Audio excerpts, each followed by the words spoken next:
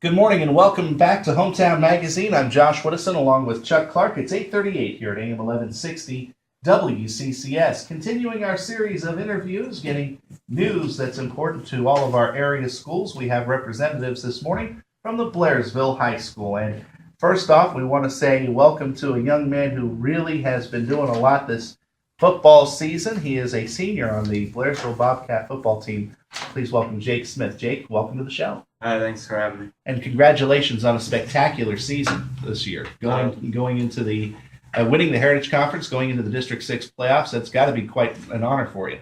Yeah, it was a great time while it lasted. A great time while it lasted, he says. But you know what? And it's pretty cool because I think it's the first time in several years that Blairsville won the Heritage Conference title. Yeah, the last time we won it was about '05. And I believe this was the deepest you've gone in the playoffs.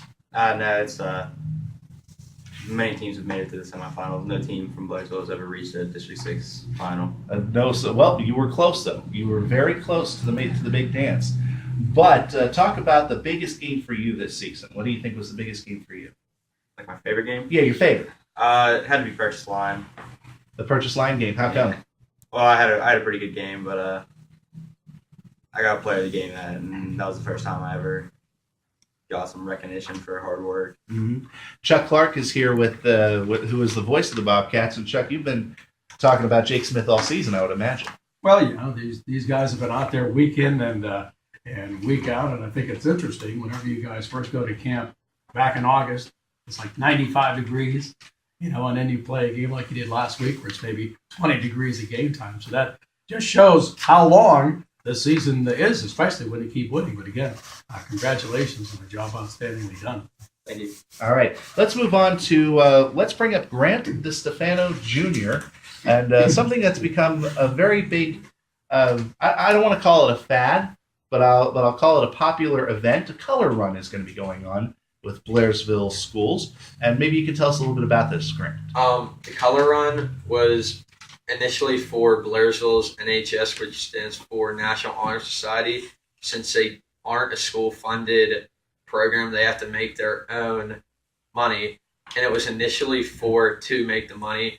But when they heard about Shane Iverson's accident, they shifted the whole thing to help him, to just get him some more money to help them. And I'll remind all of our listeners about Shane Iverson. I know that he was involved in something pretty bad. It was just a freak accident. Yeah, that's what I mean. It was a freak accident. Yeah.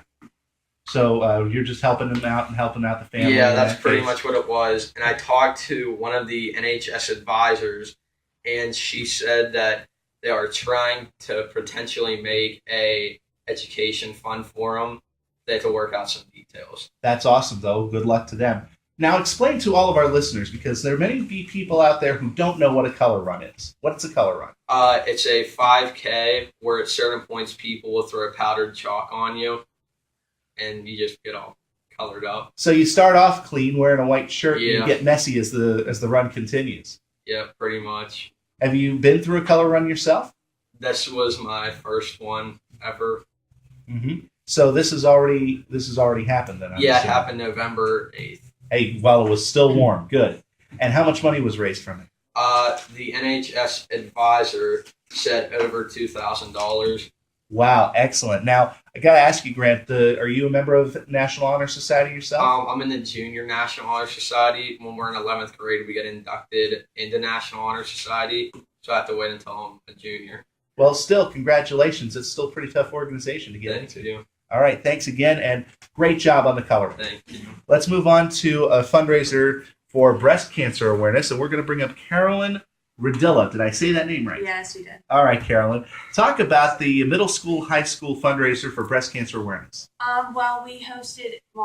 During our class time, we had a dodgeball tournament where students would pay a small fee of just $2 to watch or participate in the dodgeball tournament. We ended up raising $2,760.50, and that's pretty awesome. That is awesome, and that's going to go to some good causes like the American Cancer Society and all that? Yeah, we donated that money to the IRMC Birdie's Closet. Nice. Yeah, so we're really proud of that. So who came up with the idea of holding a dodgeball tournament?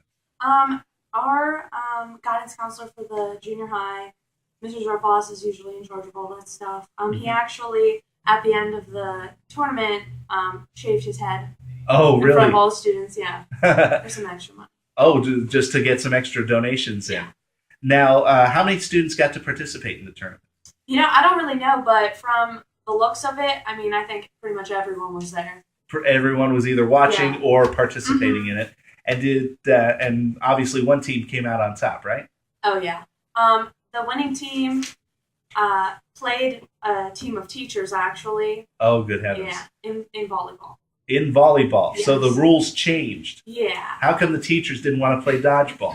I don't really know, but they were pretty good, actually. I was surprised. All right. Well, congratulations! A very successful fundraiser there, Karolyn, and it's great work done by the students there at the Blairsville Middle and High School. So again, congratulations. Thank you. Let's bring up another freshman here. This is Travis Platt, and Travis is going to be talking a little bit of technical stuff for you because he's got some results here for the Keystone test results. Now, have you been doing a lot of research on this? Yeah, I talked to the 9th grade algebra teacher, Mr. Kaler, about this, Mm-hmm. and the 2013-2014 school year was a very memorable year for algebra students at Blairsville High School. Their performance on the Keystone algebra exam using the grid measurement placed them first among all high schools in Aaron IU number 28. Hey, that's incredible. That's great. That just shows how strong the math program is down there. Are you in algebra yourself? Yes, this year. Okay. Is this like Algebra 1, Algebra 2? I'm in algebra 1. And what do you think of it? Is it tough? I guess, but we're really striving to be good at the Keystone exam this spring. Mm-hmm. All right, excellent. Hey, Travis, that's a great report you gave. And tell you what, give all my congratulations to everybody in the math department. I got a lot of respect for them. And we want to thank Jake, Grant, Karolyn, and Travis. And we also want to thank their advisor, Karen Kunkel, who's accompanied the students here this morning here on Hometown Magazine. I know you guys are itching to get back to class. Yeah, right. But thanks again for joining us. All right, thanks again to everybody from Blairsville High School and Middle School joining us on Hometown Magazine. And remember, you can catch this interview online at heritageconference.net later today. And I heard